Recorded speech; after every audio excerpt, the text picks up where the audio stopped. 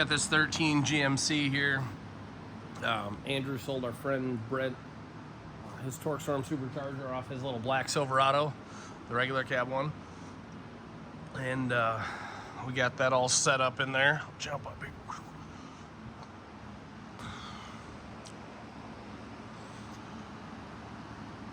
I just put a catch can on it because this fool's making like 10 pounds of boost, so I was like, we better put a catch can on it just in case. We don't want to hurt nothing. But yeah, anyways, we're getting this thing dialed in. We just made 404 on virtually no timing. It was like 7 or 8 degrees of timing in it. After I got everything close, had it a little fat at first, so it was just like, But I'm gonna crank it up here in a second, take it up a little higher. Like I said, I just put the catch can on it, so make sure nothing hurts itself. I think it still has a factory muffler and headers on it, no other mods other than the blower and a Mishimoto intercooler. But, sounds cool. I think makes a little more boost than we thought and hoped, I guess. Not hoped, but than we anticipated, because it does have the 3.1 pulley off Andrew's truck. But anywho,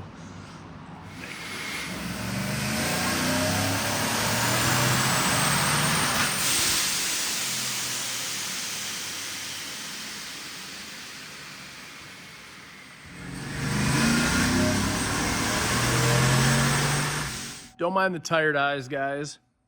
It's 11:58 p.m. and awfully pump gassy in the shop. Made quite a few more pulls than I anticipated with the truck. So I spent a few hours straight on it after I already had it kind of close-ish, but I wanted to fine tune it. He tows with it, works it hard. So we kind of tuned it. He had 87 in the tank. So we started with 87. We put 5 gallons of 92 in it, and then 5 more gallons of 93, and then 4 more gallons of 93. So we got some total top to bottom numbers. And I mean, obviously don't tow on 87 if you have the choice. Don't beat the crap out of it. It's going to be hard on it. So the TorqStorm ordeal, everyone always has something to say about these guys, but like, this little power pack is awesome. So it has a Mishimoto intercooler, like we said, and TorqStorm with a 3.1 pulley. We didn't do the out of box 3.3 because it was the one off Andrew's truck. We modified his piping a little bit. Added a catch can with a 10AN billet, LS fill cap. It's the easiest thing. We don't have to take the oily valve covers off and weld on it anyways. So 4-door truck, full 4-door work truck. He tows with it on 20s, 6 LED trans, all the good stuff. And yeah, so we got some numbers. Let's get over here for a second. Sorry about the dinging. Beep. So it made 409.8 was the best I could get on 87. We were seeing knock with like 7 degrees of timing on it. But like I said, this does make 10, 11 pounds of boost, so it's a little bit more than the average one. So it was only like 6.5, 7 degrees of total timing that we could run in it before it wanted to kind of, it didn't really, we couldn't hear it, couldn't notice it, but it would trigger the knock sensors and pull power. Anyways, so final numbers were 448 and 450 foot-pounds of torque, 451. So yeah, nice healthy graph. It's actually awesome. It does really good for a centrifugal, probably because the factory camshaft and the Gen 4 truck intake. But yeah, 409.8 wheel horse on 87, 427 with only 5 gallons in it, and then 448.7 with 14 gallons of 92/93. So pretty diluted with 93 at that point. But yeah, that's pretty awesome. A lot of guys on the forums and stuff will complain that, only made 125 horsepower for $5,000 and blah, blah, blah. We didn't dyno this truck back to back because of time. We only had 7 days to finish the truck, and it was Thanksgiving weekend. And I actually, unfortunately, had to attend 2 funerals both Saturdays in a row. That's why I'm here tonight at midnight on Saturday wrapping it up, because I told him I would finish her up, and that way he could get her back on Sunday at the latest. We were hoping today, but just didn't work out in time. But yeah, so realistically on this dyno, we've obviously done 1.5 million trucks. It doesn't make sense to even dyno half of them because they're so copy and paste. But usually these trucks will come in like 200 to 210 to the wheels with a 3rd gear pull, and that's taking drive shaft. Well, I don't know what drive shaft speed is because we don't have a sensor on it, but That's taking RPM with a converter lock to about 105 in third gear.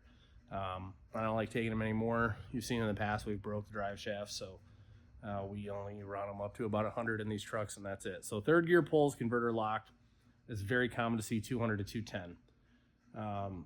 A tuned one with headers, 230, 240 is really pushing it, but you'll occasionally get one that with a good intake and stuff, and maybe a good humid or a good air day, not humid or super hot in here, and it'll do, if you're lucky, 250. So pretty average. So I mean, call it this truck with a good intake, and it has headers with the factory muffler, and we tuned it.